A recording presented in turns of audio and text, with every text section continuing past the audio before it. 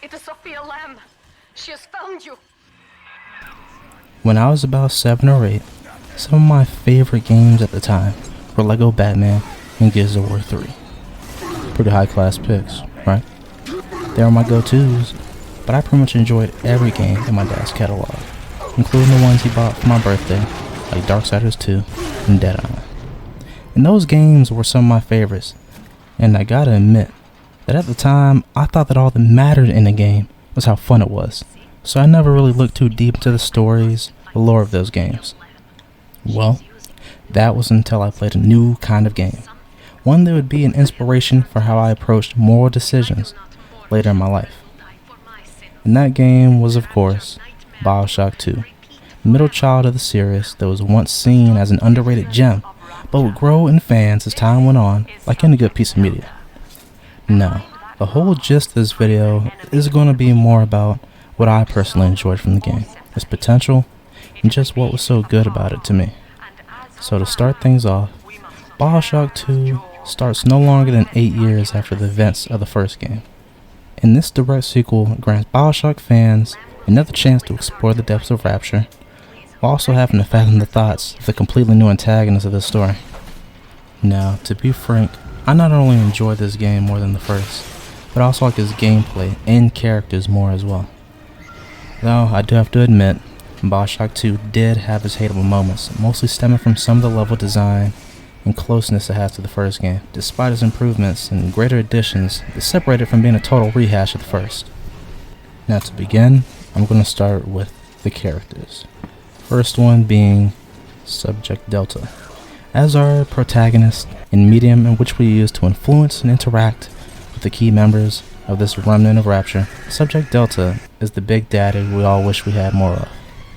His place in this story is one of a literally faceless and silent protagonist, except when he gets hurt, that trots through Rapture, getting shot all because he wanted to see his daughter. Obviously this character is going to be my favorite, mainly due to the fact that he's a big daddy, but also due to the complete lack of a backstory, or at least not much of one. Now his story, his tale, never really needed to be told, because who he used to be doesn't influence who you are now, because only you get that choice. This allows for the player to try and at least immerse themselves in this world and be Delta, their own one. Who will you forgive? Who will you take vengeance on? And is it even worth it?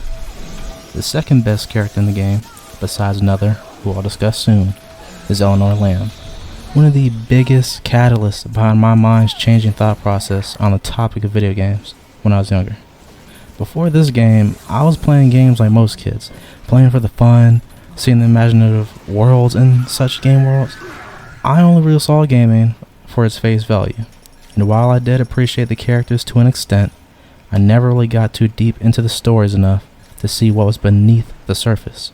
This is why someone like Eleanor Lamb, in addition to the overall experience of Bioshock, happens to be one of the characters that changed my mind on the topic of video games. This character was someone who I wish we saw a bit more of when it comes to the whole daughter trope, or the female protagonist role in games overall. Now, Eleanor doesn't talk all of that much throughout the game, but she doesn't need that many voice lines to be a likable character like more vibrant games. Now, to give you a bit of insight into her character, I'll compare her to Angel from the Borderlands series. A kind and sometimes neutral character who wants what's best for the protagonist and gives the player insight during various moments of the journey.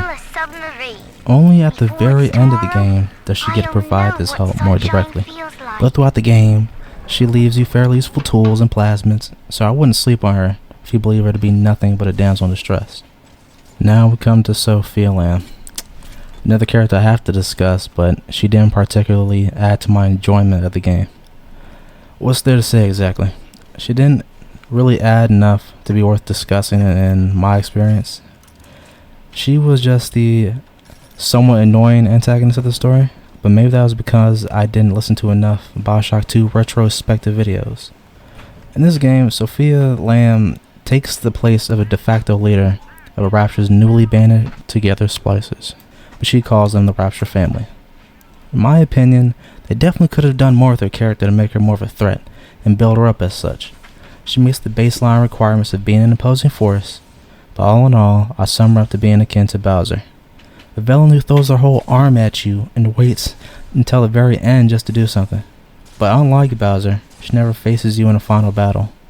Some may have already said this, but it would have made plenty of sense for her to become a boss version of the Big Sisters, an enemy type exclusive to this game that makes it that much more difficult. So in conclusion, she's mid, doesn't add as much flavor to the game as many side characters do, though maybe it's because I never really enjoyed many philosophical characters in general, except in Nier Automata. And when it comes to side characters, Bridget Tenenbaum and Sinclair are the only two who could be considered such, unless you want to talk about the three who you get to choose the lives of if you want to kill or not. But then again, Tenenbaum is more of a side character only in Minerva's Den, as she disappears from the main story no more than an hour into the game. As for Sinclair, he is a very good companion character, almost having more than a few words to say per level about the current situation. He gives the world a bit of scope as well, speaking from the perspective of a fairly sane denizen of Rapture, one who has a bit more insight on the world you're in. Now when it comes to discussing gameplay, it's all about the combat.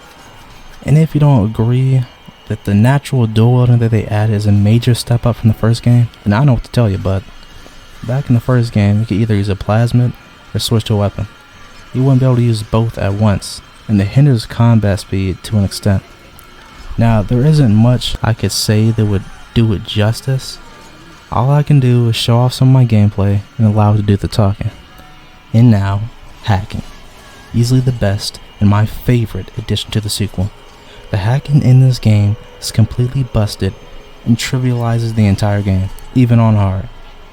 The euphoria one can get from hacking an enemy's turret in the midst of combat is indescribable, and the joy of hacking one of the safes without failing is beyond words. Easily the best gameplay feature in Bioshock 2, and it eclipses the first game's hacking by keeping you in the game as you hack, for difficulty purposes. What's more, you could lock down an entire area just by hacking.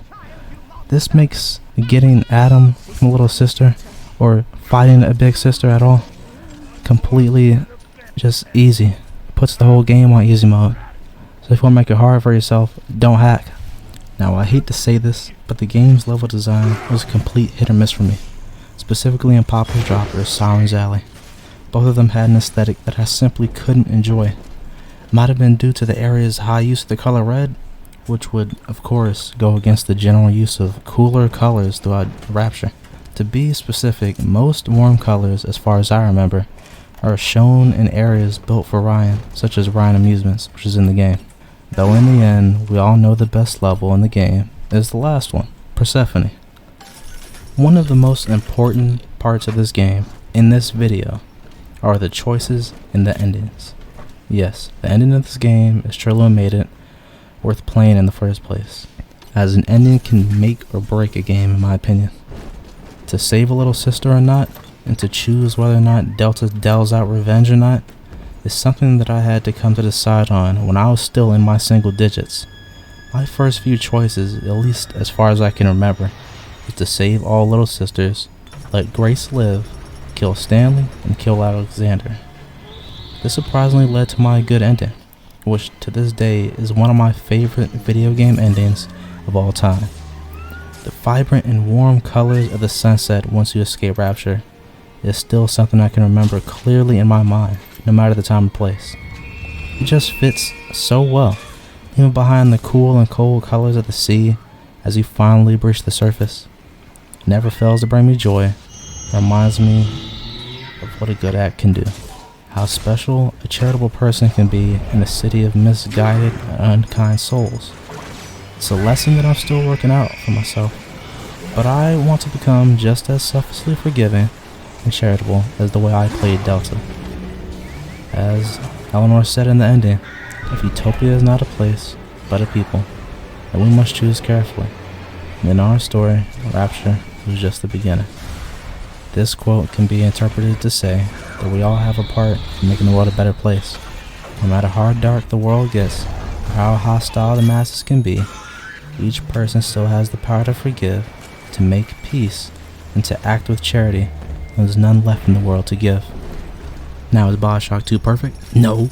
Is it criminally underrated? Yes. And I would die on that hill. Bioshock 2 is a 10 out of 10, deserves a remaster on the same level as Oblivion, or at least a remake. And I implore you to go replay it, or play it for the first time. Just don't let it be forgotten as the gaming industry moves on and continues to make more and more trash and slop remakes of games that don't deserve such. That was all for today, so please like, comment, and subscribe. And remember, play every single game that falls into your lap or you'll never find gold. Now, here are some outtakes and a lot more combat clips in the end of the game. Make sure to rate these clips in the comments down below. See what you guys say. There's nothing wrong with the quality of this audio either. It's perfect.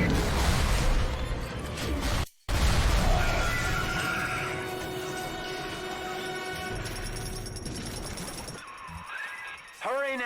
Quarantine chamber's waiting on you.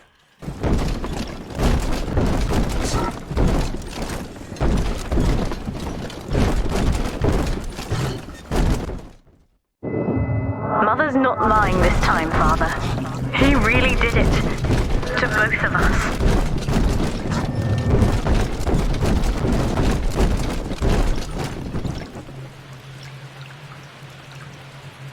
And then, Father, the rapture dream was over. You taught me that evil is just a word. Under the skin, it's simple pain. For you, mercy was victory. You sacrificed, you endured, and when given the chance, you forgave. Always. Mother believed this world was irredeemable, but she was wrong, Father. We are Utopia, you and I, and in forgiving, we left the door open for her.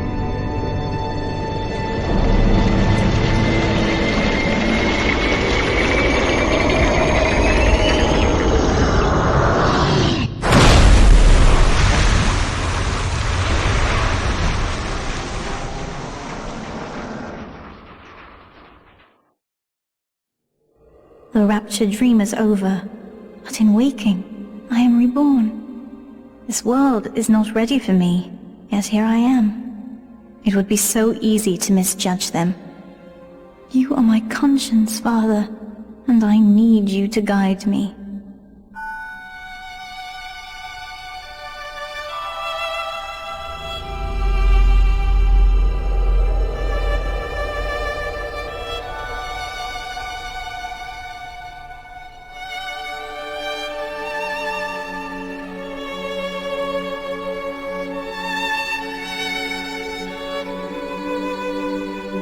You will always be with me now, Father. Your memories, your drives. And when I need you, you'll be there on my shoulder, whispering.